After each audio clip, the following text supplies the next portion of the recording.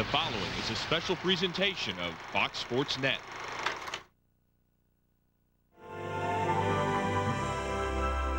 In Minnesota, every hockey player dreams of this. For some, it is the defining moment of their lives. For all, it is the end of the rainbow, the culmination of springtime's dance with destiny. The Minnesota High School Hockey Tournament bathes its champions in glory and rewards the rest with priceless moments on a shimmering stage. In the rich treasury of high school sports, this is the crown jewel. The Minnesota High School Hockey Tournament, an enduring legacy of ice dreams.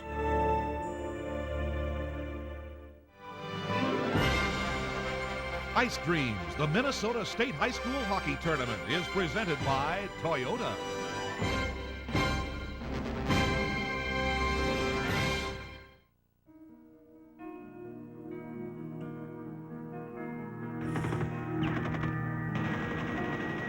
Winter 1945, a world at war.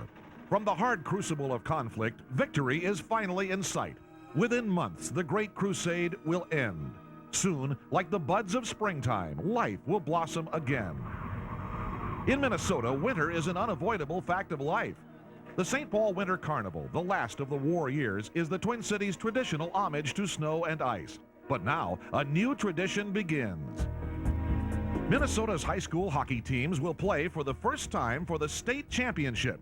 The new tournament will become one of the most revered sports events in America. Its first shrine, the St. Paul Auditorium. That was, at that time, one of the two buildings in the Twin City area that had artificial ice. And it was the home of the professional St. Paul Saints.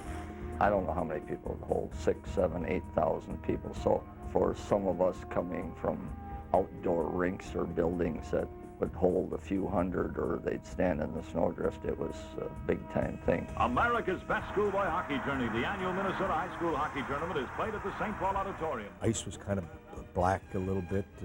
Outside the lighting, it was a dark type of thing. Maybe a little bit more smoke you'd see today. But it was sort of had a little magic in the air to it, you know, despite it. They had character. Each year, the 8 regional hockey champs arrive in St. Paul. Auditorium is one of the greatest things to play in. Got smoky. It got pretty difficult to see. If you were sitting up in the makeout seats, you had a hard time seeing all the way down to the ice, but maybe you didn't care. More than 45,000 spectators watched the 3 days of action. My earliest memory is going to the St. Paul Auditorium and literally standing outside as maybe a 10-year-old, just being in awe of these high school kids who had their equipment bags and were standing on 7 corners and were about to go in the building. On the day after Valentine's Day, 1945, the first state hockey tournament begins. White Bear Lake's George Kiefer scores the first goal in tournament history. In a quarterfinal, the Bears will lose to powerful Thief River Falls. But on Saturday, February 17th, in the first championship game, the Prowlers encounter a team that will achieve the status of legend, the Eveleth Golden Bears. Blazing into town from the Iron Range and the Eveleth Hippodrome, the Golden Bears simply demolish everything in their path. They steamroll Granite Falls 16-0 in the quarterfinals. But in the semis, they must face the terror of the Twin Cities, St. Paul, Washington. They were trying to intimidate us in the hotel and on the elevators, and, oh, you won the first game, but you play us tonight or tomorrow night, and blah, blah, blah. So, you know, we got on the ice and showed them what it takes to win a game. We beat them 10-0. So the intimidating was over. 2 wins, a combined score of 26-0. Needless to say, by Saturday, the Bears are well rested. We had a ball staying at the St. Paul Hotel and looking around the town. In fact, the day of our championship game, we spent most of the day traveling through all the tunnels in the state capitol. Eveleth faces a stiff test in that first championship game. Thief River Falls, backstopped by goalie Ralph Engelstead, leads 3-2 after 2. But Eveleth scores twice in the final period to win the first state tournament hardware. They had a marching band out on the ice from one of the St. Paul schools and a festivity and awarding the trophy, and then we were all clamored together in the locker room around our brand new trophy. From that first state tournament championship in 1945, the legends grow and multiply. Dynasties are built. Heroes come forth. Moments in time are etched indelibly in our memories. And they all happen because in those last months of World War II, groups of kids play a game as thousands cheer. While in Eveleth, hockey is still played as it always was, at the Hippodrome, where the ghosts of the Golden Bears still skate. Much of the romance of the state hockey tournament emanates from spots like this, small-town Minnesota, where ice dreams are born. It wasn't the fanfare, that hype that I can recall having, a lasting effect. It was going to the state tournament, and I think knowing that before you got there was special, and it was something you worked for and prepared for.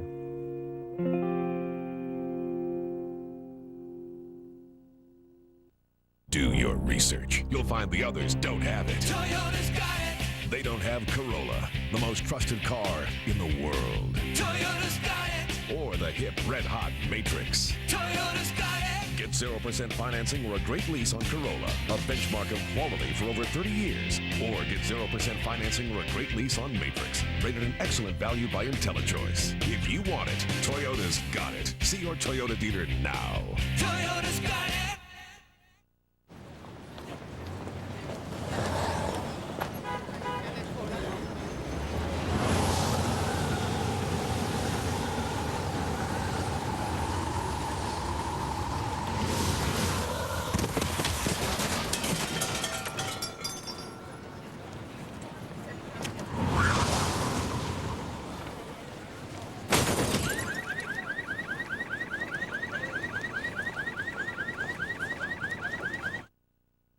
Hi, I'm Steve McDaniels. On behalf of all the Toyota dealers in the state of Minnesota, we have been very proud to be a part of the high school hockey tournament for the last 14 years. We hope you enjoy the show on Fox Sports Net.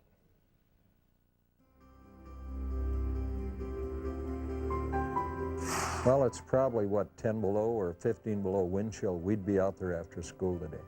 And we'd skate home through the alley and have supper and skate back till probably 8, 9 o'clock, and did this every night in the winter. You hated to leave that ice surface to the point where you knew you were going to freeze in your feet, and you'd still stay out there and cry all the way home, and cry when you put your feet in the tub, and do it again the next day. Weren't too smart. Well, I think it meant a whole lot because it was a small community, and people worked hard. They worked in the mines. They got dirty, and I think when we qualified to play in the state tournament, it was outstanding. The people were, I mean, even 30 years later, they still talk about it. Small town Minnesota provides many of the stars and much of the romance of the tournament. Especially in the days of the one-class tournament, outstate teams capture the hearts of even the most hardened city-dwelling hockey fans. And make no mistake, just because they are smaller municipalities doesn't mean the smaller schools are at a disadvantage. In fact, many of them in the early days own a secret weapon: indoor ice.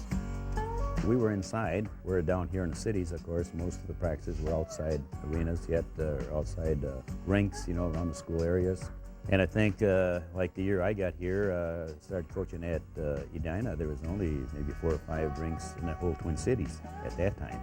This was like 58. So I think we just got a head start.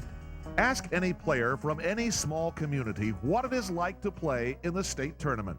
The first thing they'll tell you is, it's a community party. Just electricity in those buildings, and we always had a great following. Matter of fact, in Grand Rapids, they would kind of close down school, and all the kids would come down in the buses. All my friends would be in the hotels around town having a good time. So it really became an event for not only our team, but really the whole community in Grand Rapids.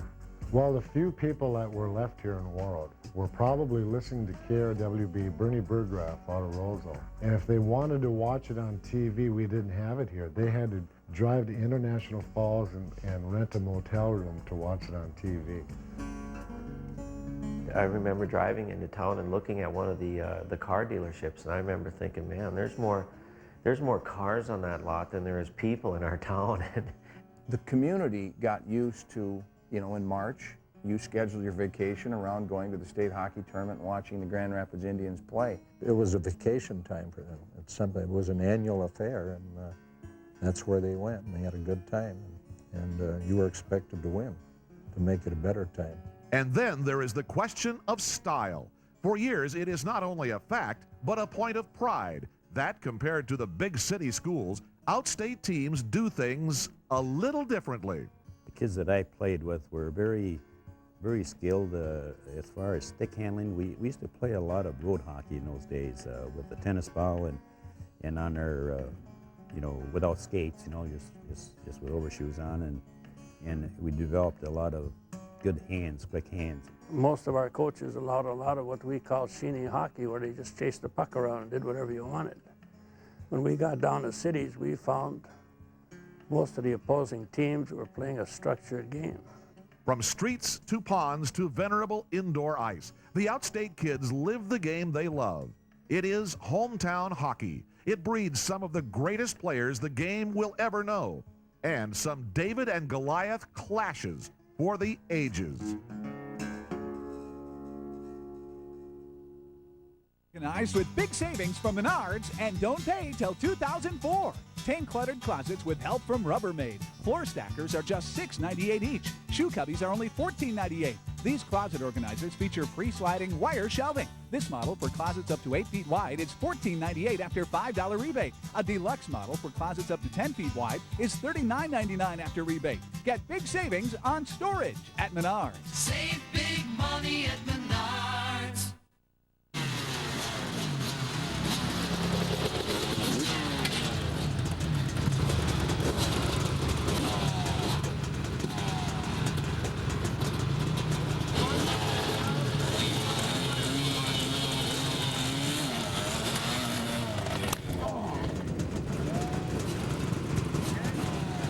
I'm okay. Well, Introducing 54321, the show that brings you inside the world of extreme sports.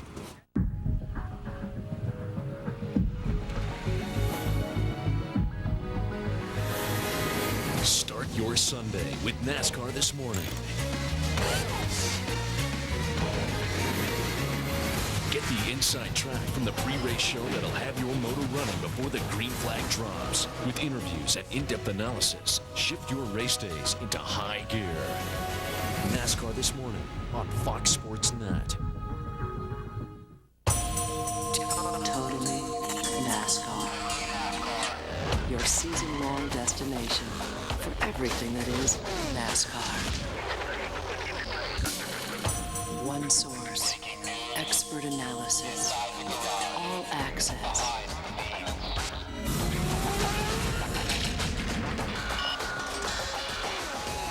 The only place to fuel your NASCAR addiction 5 nights a week. You're watching Fox Sports Net.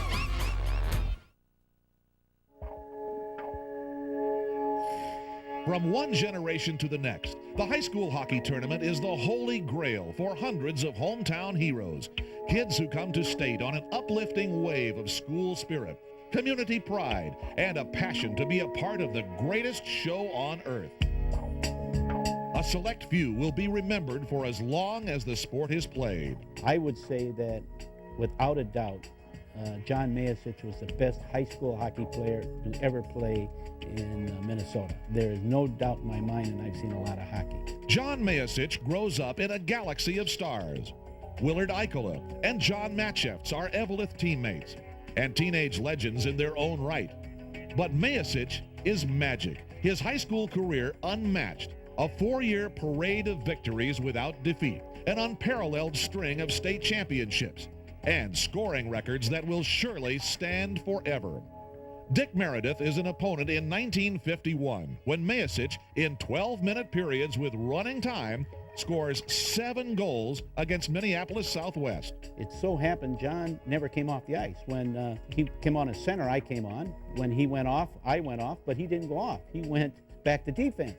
He dominated play. I mean, he was the Gretzky of our era. The standard of excellence established by Mayasich and those Eveleth teams is unchallenged until the mid-1960s, when Tim Sheehy joins the varsity at International Falls.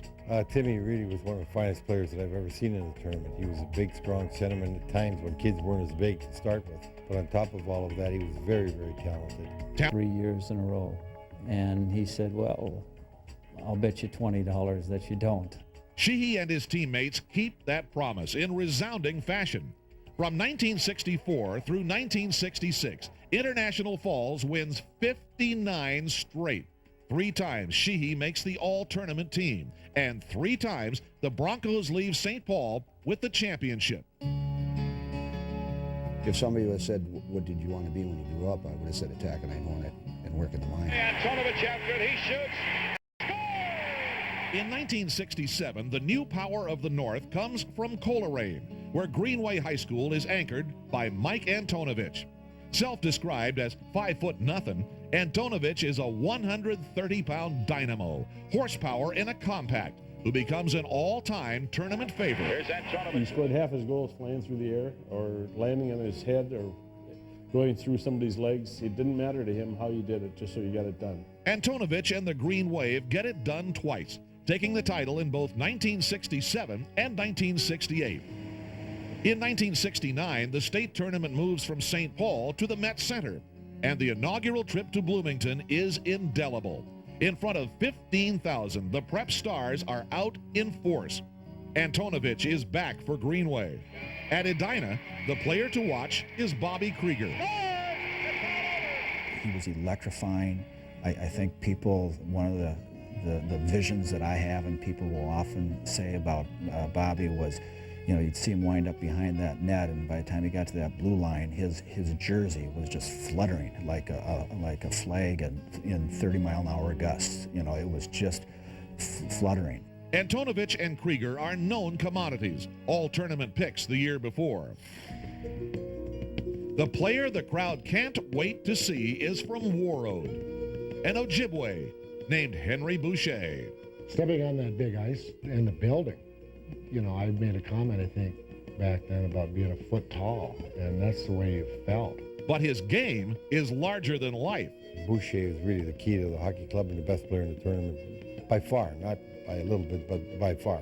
When he got the puck, there was a noticeable, audible buzz in the building. You could hear it. It sounded like a kind of a low hum coming from all over, and you could tell that people were just talking about, okay, is that him? That's, yeah. Is that the guy who's got the puck? Yeah, that's him. Is that Henry? Yeah, that's him. When he played, you never took your eyes off him. You know, you just automatically, where's Henry? All of a sudden, you wouldn't even have to know who Henry is. You watch him in a warm-up, and he's doing things finer and prettier than anybody else on the ice. After 2 days of tournament play, Boucher, from a small town near the Canadian border, has a statewide following. The final is Warroad against Edina.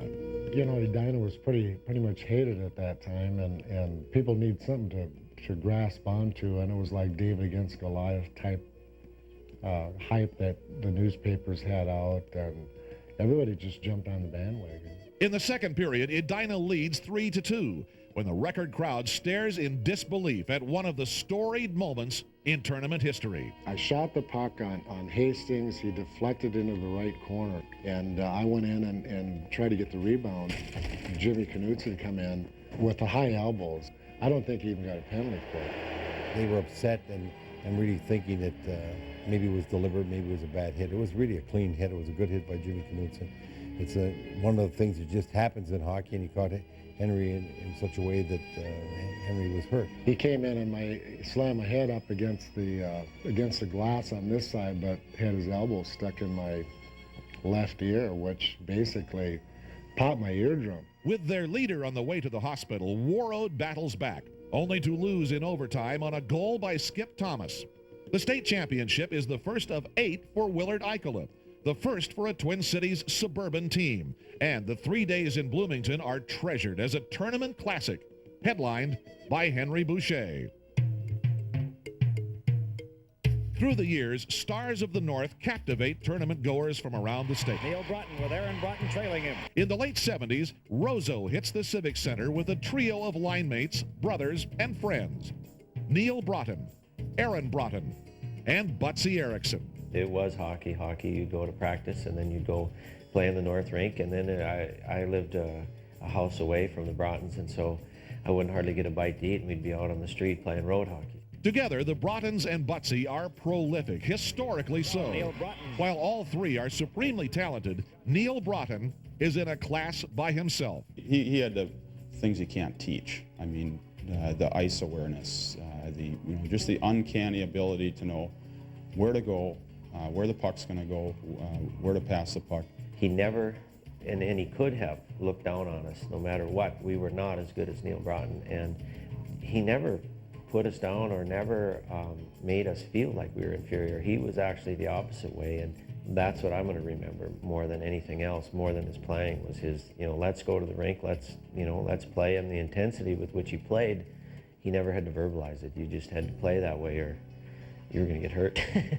In the years that follow, Neil Broughton wins a collegiate national championship, an Olympic gold medal, and the Stanley Cup.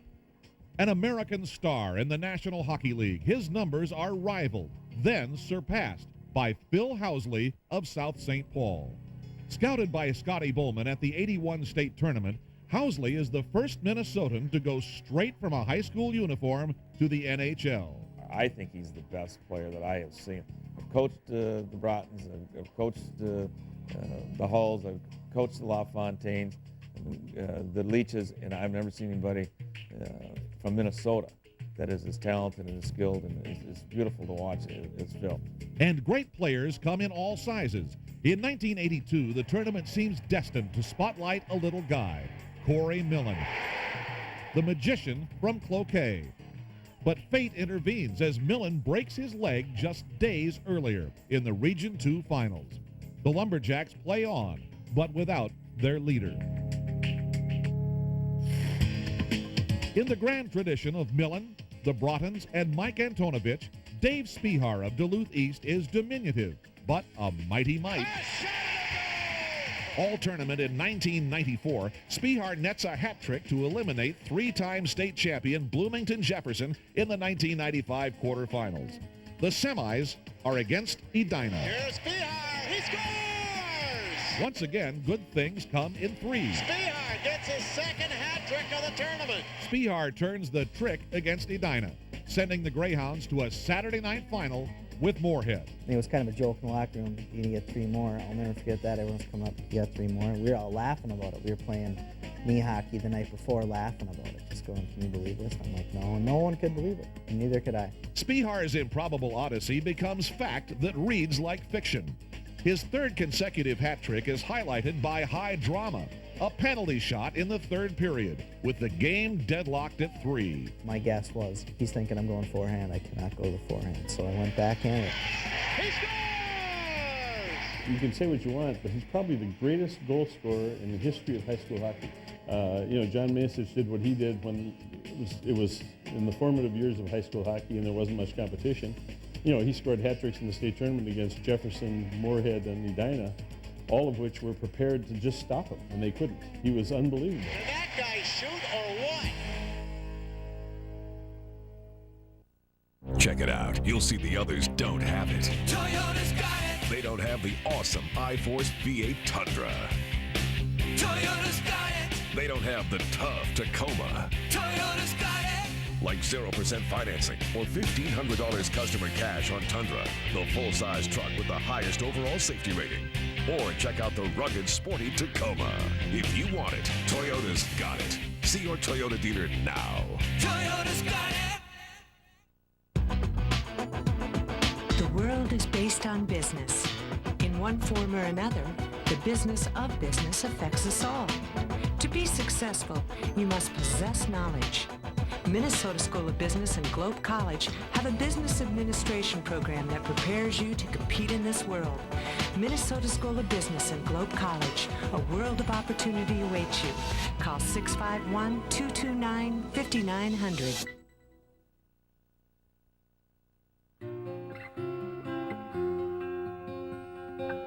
It's like, have you ever had a bad hot fudge sundae? The worst one you had was probably tied for second best. And it's the same thing with the state hockey tournament. You can pick out the ones you like the best, but the worst one is pretty good. Photographs and memories from the high school hockey tournament. Images to be savored of kids in pursuit of the promised land, of David and Goliath, and the many close encounters, the scores of one-goal games, and the dozens that go to overtime. In the mid-50s, Thief River Falls is on the prowl, winning state championships in 54 and 56, a title run interrupted by a marathon in 1955. In the quarterfinals that year, Thief River Falls and Minneapolis South play into the 11th 5-minute overtime on a night at the auditorium that becomes a unique doubleheader. After 9 periods of sudden death, Roseau and St. Paul Johnson begin the late game. In the days before Gatorade, South and Thief River take a much-needed break. They didn't have anything else to give us, so we all drank some Coca-Cola to help us continue to play. For Jim Westby, the real thing happens at 1:50 of the 11th overtime. The game-winning goal for South to oust the defending champions 3-2. We were kind of relieved, and I imagine that Thief River Falls was relieved too that at least somebody scored.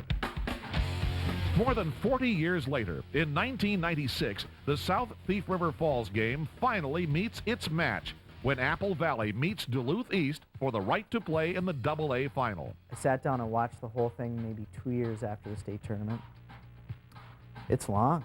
It is long. It is long. In fact, it's the longest in tournament history, an exhilarating but exhausting night for coaches and players alike. Randolph had second shift and kept trying to get Spihar's line against our third line, which he did one time, and they scored. It's a 1-1 game. I'm not that smart, but I knew that I probably couldn't play our third line anymore, and that's in the second period. In the waning minutes of the third period, Eric Westrom completes a hat trick.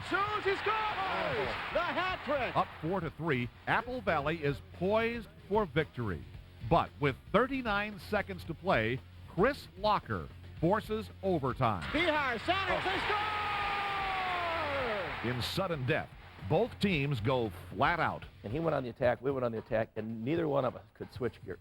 We'd have a perfect pass behind Colquist, their goalie. He'd dive back and get a glove save, or Carl Gehring would get some save with his foot that he'd had no right to make. Oh, and stones him at the goal line! It was a happening. It's unbelievable, the tension, the pressure, the pace. And chills would go down your arms. 18,000 people get up out of nowhere and do the wave or start a chant. It was unbelievable. Unbelievable and still undecided until early the next morning in the 5th period of sudden death. Pops away from Sitchkich, but now Dwyer scores!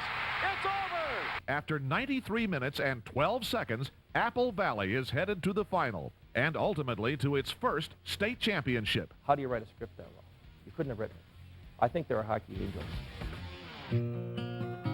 The performance by Apple Valley netminder Carl Gehring is heavenly as well. His 65 saves break the record established 26 years earlier, in 1970, the golden year for state tournament goaltenders. In the first semifinal, Minneapolis Southwest gets the better of Hibbing 3-1. Southwest will play either St. Paul Johnson or Edina for the championship. Edina is the defending champion, but Johnson has the hottest hand in the history of the tournament.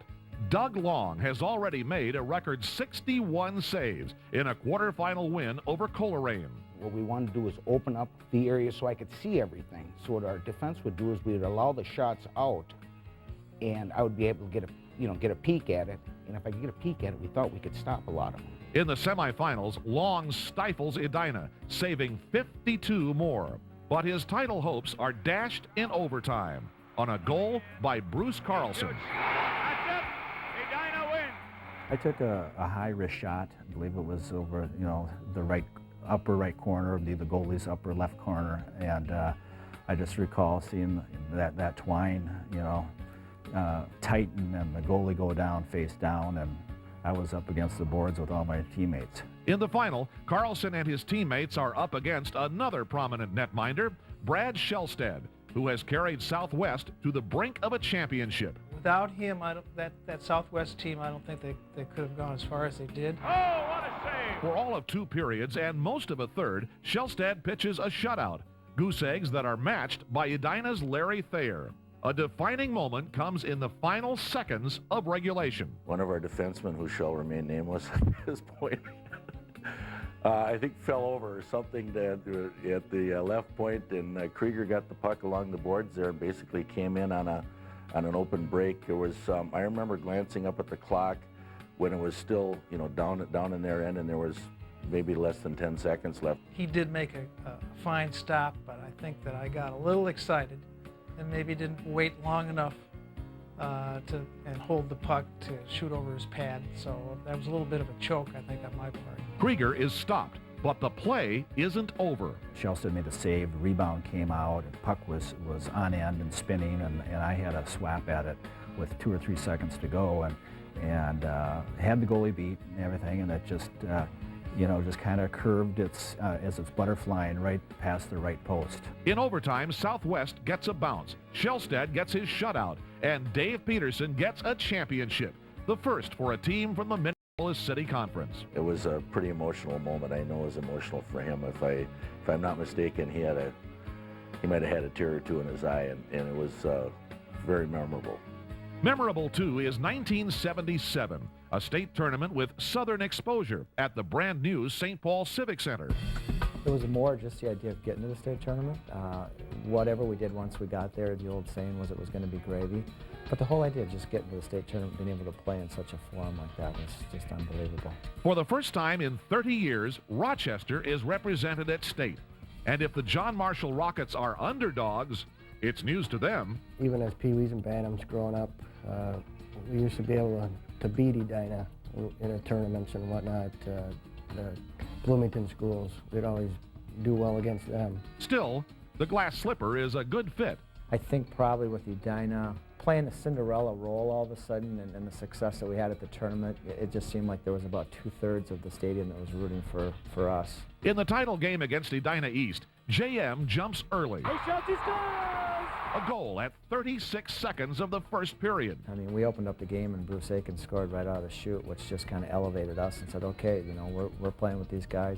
It's now in our control and let's go. Minutes later, the fast start is amplified when Paul Brandup and Scott Lisi connect on a penalty kill. He got control of it. He kind of looked up, knew I was going to take off, because normally when he got control of it, he kind of knew where to look for me, and I took off. He flipped it up center ice. Short-handed, Rochester moves in. He shoots, he scores! Scott Lisi scores twice, shorthanded for a 2-goal lead, and the game winner at 1:01 of the third period.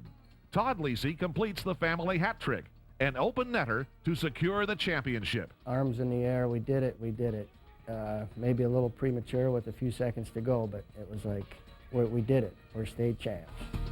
1977 becomes the Southern Belle in a decade of dominance shared by Grand Rapids. The Halloween Machine hoists the hardware twice. And by Edina. Stung by John Marshall, the Hornets win half of Willard Eichela's 8 state championships. Edina East ends the decade on a repeat, besting Grand Rapids in 1978. And John Marshall in a 1979 rematch. Each time, the title is decided in overtime. Closing in, he shoots, he scores! Now it does it.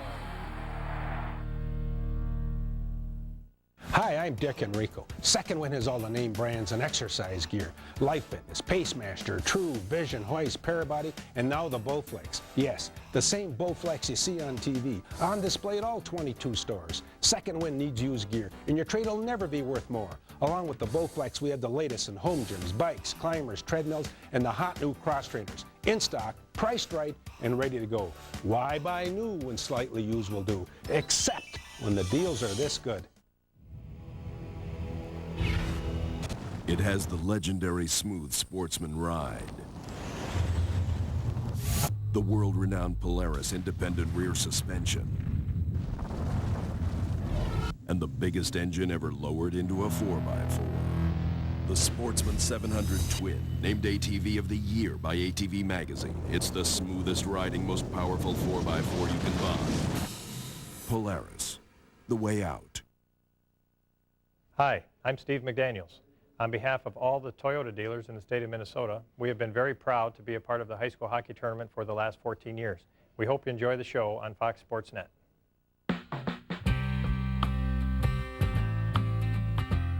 Whenever you do something new and exciting, there's an extra jump in everybody's step.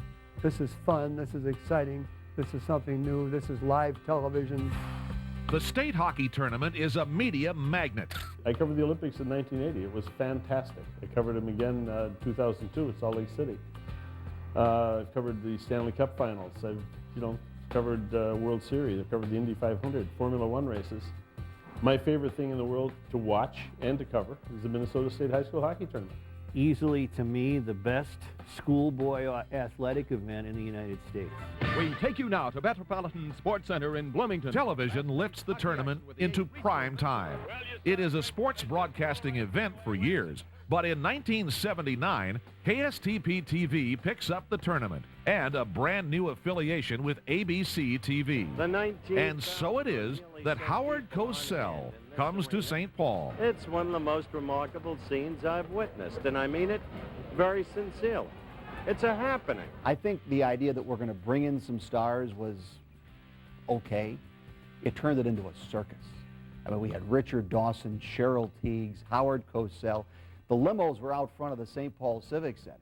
The stars were not only being interviewed, but in the crowd. I mean, it wrapped it up to this level. All of a sudden, everybody was talking about the thing, not just people who were hockey fans or had a casual interest because they liked the excitement. Everybody was. To the purists, it took something away from the history of the tournament. But to TV programmers, this was a good deal. Television is big business for the tournament. For many years, Lou Nanny is tournament TV analyst and president of the Minnesota North Stars. We got paid by the TV station for the Minnesota North Stars, our television rights, the same amount of money for the year that the TV station received or gave out to the high school tournament for 4 days. I mean, it's incredible. Nanny's tournament experience includes another oddity, analyzing Edina's 1984 tournament-winning goal. Nanny scores! Scored by his son, Marty. Nanny reaches, makes the first attempt, gets his own rebound and puts it in. And it didn't hit me till afterwards, you know, how significant it was. At the time they scored a goal, I'm reporting how the goal took place, how it happened, and what transpired, and then after I'm thinking, yeah, and that's my son. Up come... Television audiences see new names added to the list of tournament powerhouses. Coaching the Pioneers. Beginning in 1975, it seems Hill Murray is there every year. As a private school, Hill Murray players come from several school districts, and this becomes an ongoing source of controversy. In 1983, Terry Skripek's Pioneers finally cash in, and yet another dynasty is born. You always tell your guys that, well, the reason why they hate us is because we win, and you have a winning tradition, and I think that was part of it. So our players accepted it, and they knew it was coming when we got there. So it wasn't like it was a great revelation when we got to the state tournament. Here come the Braves out in front, a shot scores! Everybody wanted to play for Burnsville. The arena was always packed. You had the band was there, cheerleaders. I mean, it's just something that everybody wanted to do. Of all the dramatic plays shown on state tournament television, Burnsville's last-minute win over Hill Murray in the 1985 championship game is a classic. It's Scott Bloom with 47 seconds to go. Over the line, shot scores! Oh my, what a goal! And Burnsville has the lead. The media has a new hero, but it also has a tragedy. Number 8, wing George Palawa. There weren't players for sure in high school and even in college and in pro level at that time that played hockey at the size he was. If you've been to Bemidji, you've seen the statue of Paul Bunyan and Babe the Blue Ox. The mythical giant roams the Northland in stories and songs. But Bemidji has a real-life giant, and the hockey world knows all about him. In my years of recruiting, I don't think I've seen a player as big and dynamic as George. At 6'3", 240 pounds, Bemidji High School's George Palawa dwarfs many opposing players. In 1986, he leads the Lumberjacks into the state tournament for the second straight year and scores their first goal. The Jacks win the consolation hardware that year. In addition, Palawa is named Minnesota's Mr. Hockey, wins a scholarship to North Dakota, and becomes a first-round draft pick of the Calgary Flames. Just months later, he is gone, killed in a traffic accident. It is a tragedy that still haunts the Northland. I heard it on the news and just couldn't believe it. And so I remember, riding in the car and had to actually pull the car over. You just kind of wonder, too, just exactly how good he would have been. You know he'd have been good, but you just kind of wonder just how good it would have been.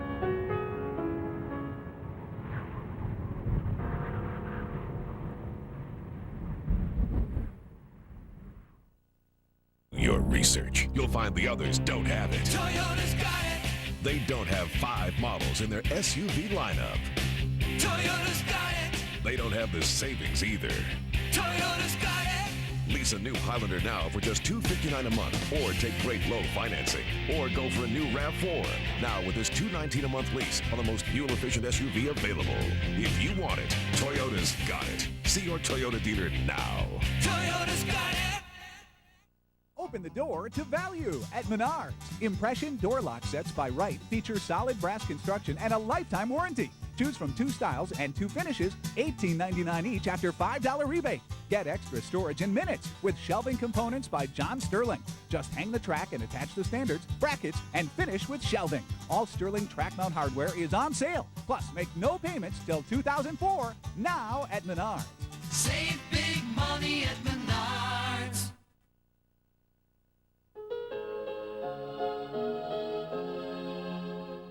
Dave Peterson and Willard Eichler were 2 guys I would watch, talk to, respect.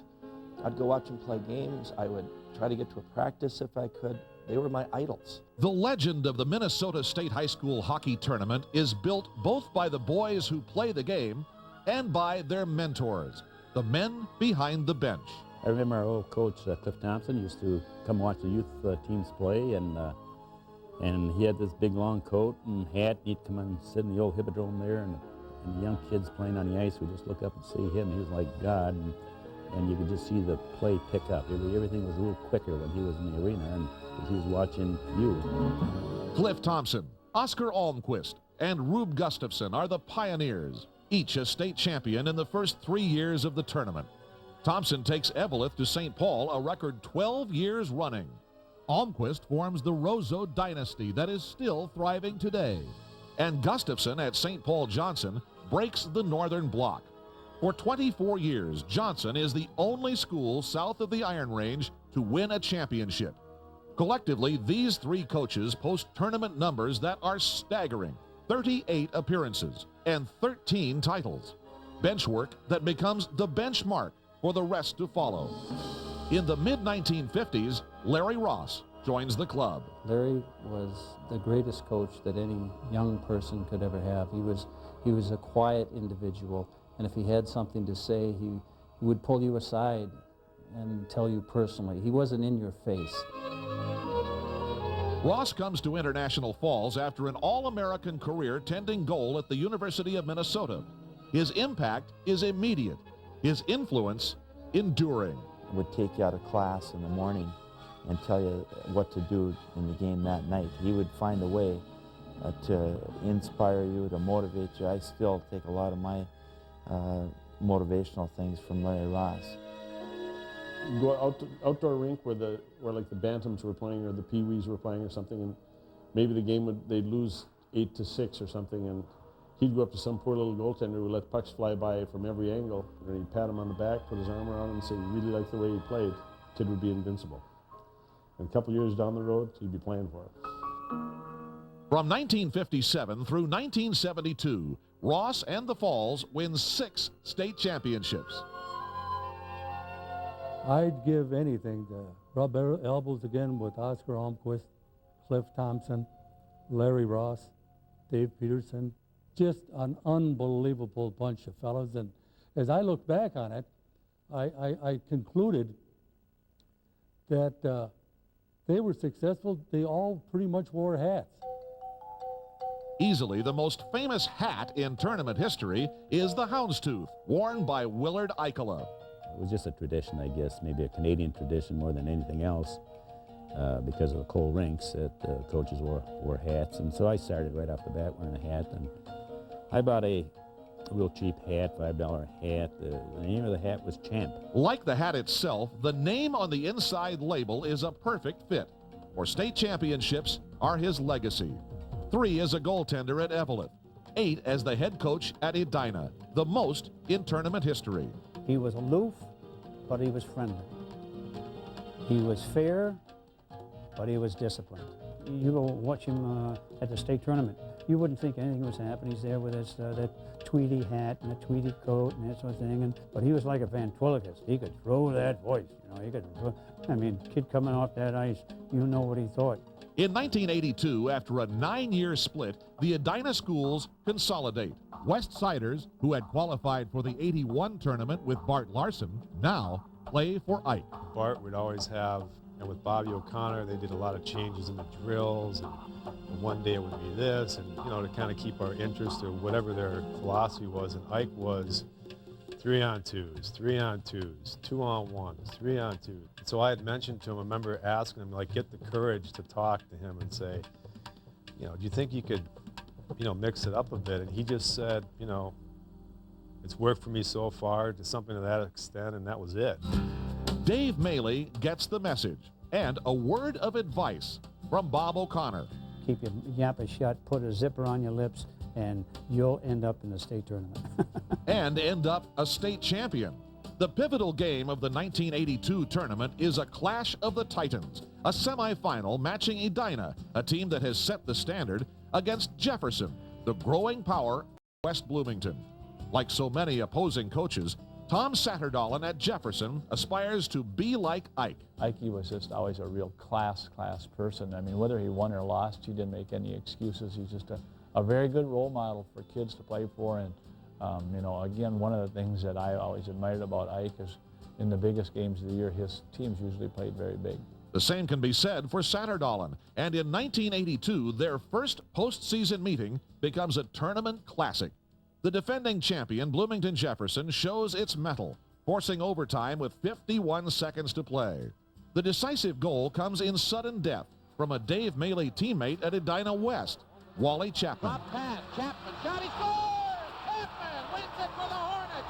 I'd like to say that I looked up and found my spot, but in overtime I think I just let the thing go, and I was fortunate enough that it did find the back of the net, and that feeling is something that I'll never forget. It was definitely the biggest goal of my career. The following night, Ikola adds one more feather to his hat when the Hornets shut out White Bear Mariner for the championship. But Satterdalen and Bloomington Jefferson will be heard from again. A total of 5 state championships, a three-peat in the 1990s, and just maybe the best team in tournament history. You know I've always trusted you in every way. But the way you've been acting lately, I'm worried we won't make it when the going gets tough. Listen, if you can't stop it, we need help. It's break time at Tires Plus. Tires, alignments, brakes, and more. Nobody provides more care for less money than Tires Plus Total Car Care. Save $20 on front or rear brakes, now only $79 at Tires Plus. Talk to your car lately? Tires Plus. 5, 4, 3, 2, 1. 5, 4, 3, 2, 1. The only show that takes you inside the world of extreme sports each and every weeknight. Join hosts Leanne Tweeden, Chad Towersey, and Kip Williamson for breaking news, event highlights, and inside features you won't find anywhere else. 5, 4, 3, 2, 1. Next on Fox Sports Net. To make it to the winner's circle on Sundays, you gotta tear it up on Fridays. Daytona champ Michael Waltrip and NASCAR head to the rock. But for qualifying, Friday on Fox Sports Net. ACC basketball. Josh Howard and Wake Forest look to take another step toward the conference crown against Virginia. This week on Fox Sports Net. Totally NASCAR. Your season-long destination for everything that is NASCAR. One source, expert analysis, all access.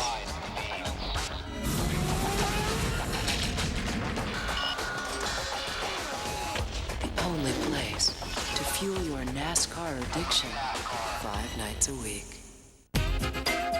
You're watching Fox Sports Net.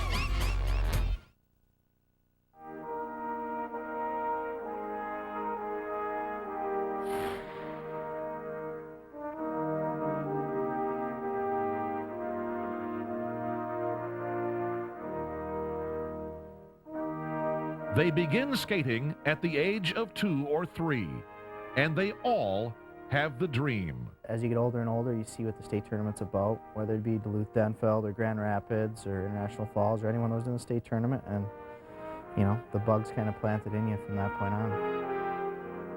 It's a very, very special thing that I don't know you can really, I guess, describe until you get on the ice. You know, it's just such a surreal feeling after wanting to be there for so long and to finally get a chance to play there. Over the decades, a handful of teams appears on the bracket boards over and over. They are the perennial powerhouses, the schools with the deep feeder systems, the legendary coaches. They are the hockey machines. They are known. They are feared. There was a sense of teams kind of playing on their heels when they played Grand Rapids because they knew Grand Rapids was going to find a way to get back to the state tournament. We were kind of the team that people love to hate, and so that made it a little bit more intimidating perhaps, and yet it added a little bit of incentive as well. Some people look at these teams and say, well, we can't beat them because this is who they are. And I think, you know, Jefferson definitely has that in hockey, and it works that way for Jefferson too. I mean, the players don't believe they're going to lose. Evelyn is the first of Minnesota's great hockey dynasties. Beginning in 1945, the Golden Bears make a dozen consecutive trips to St. Paul, a record that may stand for all time. They win the title 4 straight years. Champion, International Falls. But the record for most championships by a single school belongs to International Falls.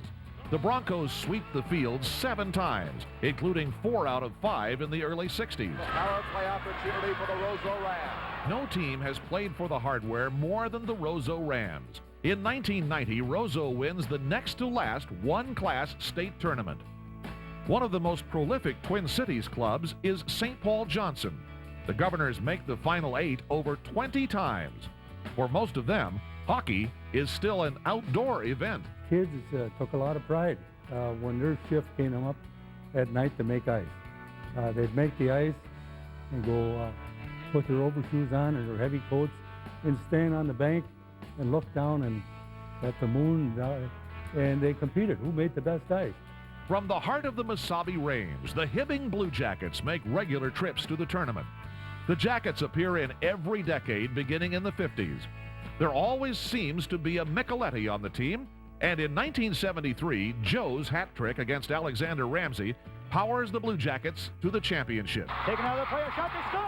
Doyle with it! The Grand Rapids Indians continue a history of dominant northern teams. They terrorize the competition with regular trips to state, beginning in 1972. Stackley over to Newton. He shoots. Stanley scores! Players like Jim Stackley, Mike Newton, the Christie boys, Madsons, they really got things going. And once we started having a little success, I think it kind of bred on top of itself and just kept going. Starting in 1969, one of the Twin Cities' most enduring sports dynasties comes buzzing out of Edina. One good reason is that Willard Eichela keeps his eye out for talent. He could get a good track on the kids because he was a physical education teacher, and he knew the athletes coming through, and he'd go up to see, and he said, where are you playing? You ever tried hockey? No, stay away from that basketball. Why don't you try hockey? 1980 begins the era of the Jaguar. Bloomington Jefferson wins 3rd place in its first trip to state. Thereafter, the Jags mount a relentless pursuit of the championship. Here is Chris Tucker winding, shooting, he scores! In 1992, Jefferson wins the first of 3 consecutive state championships.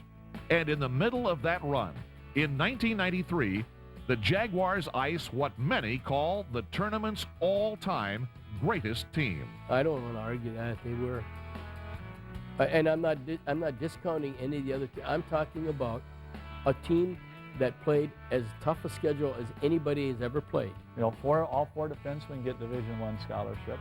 You know, 6 of the forwards get Division I scholarships that were on that team. The way they moved the puck, you couldn't stop them. Jones in the corner, out in front, the score! Oh, what a pretty goal by Nick Checo! I don't think we realized at Jefferson that when we were winning games, that we were winning games that were going to make us or put us on the map.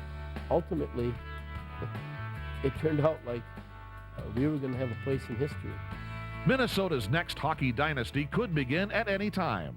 Wherever it comes from, however long it lasts, it will build on a glorious foundation.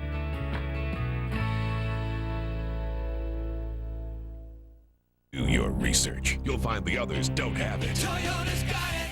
They don't have Camry, the #1 selling car in America. Toyota's got it. They don't have that incredible Toyota quality. Toyota's got it. Hurry and grab 0% financing on the legendary Camry, America's #1 selling car. Or get 0 financing on Solara, Sienna, or Prius, the hybrid that never needs plugging in. If you want it, Toyota's got it. See your Toyota dealer now. Toyota's got it. Moving at the speed of life. Cost cutters. Looking smart. Cost cutters. Feeling great. Cost cutters. Having fun. Cost cutters. Knowing what matters.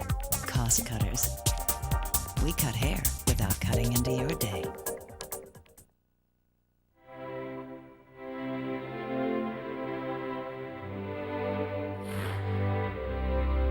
Represented, you know, the neighborhood, the guys in the neighborhood, guys you went to school with, grew up with, and it was a collective effort by, you know, my friends from, you know, grade school all the way through high school.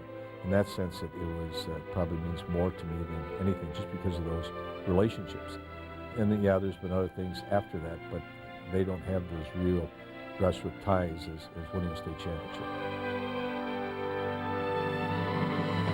In the 1990s, the face of springtime hockey changes. First, the traditional 8-team field becomes a 2-tiered tournament.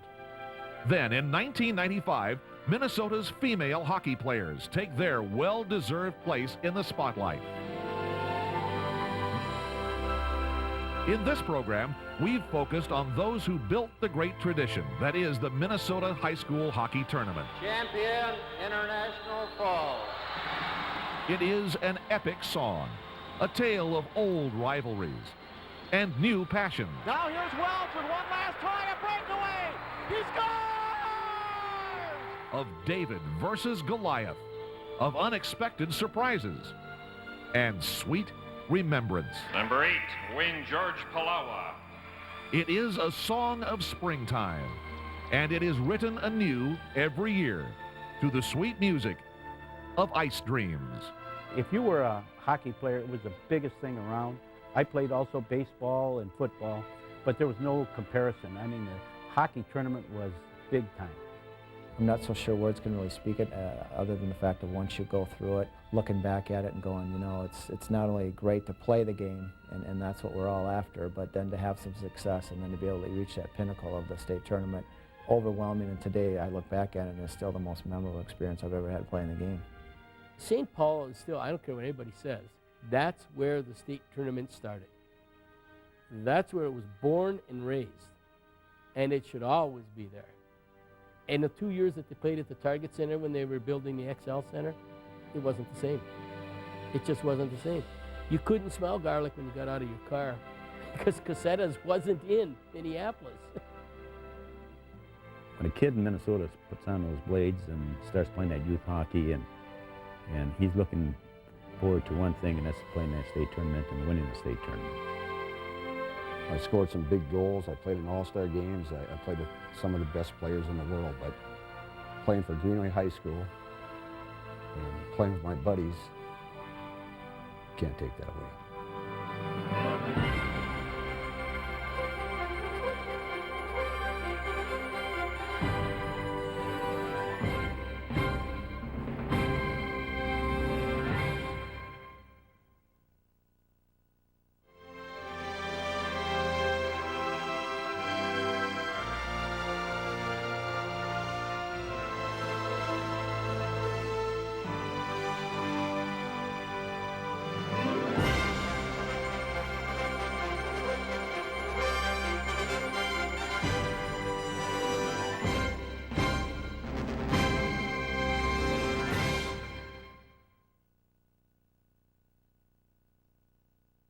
To the winner's circle on Sundays. You gotta tear it up on Fridays. Daytona champ Michael Waltrip and NASCAR head to the rock. Bud Pole qualifying Friday on Fox Sports Net.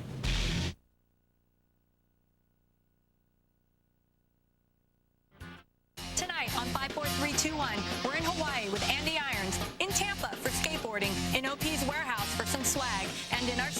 with Nathan Ramsey.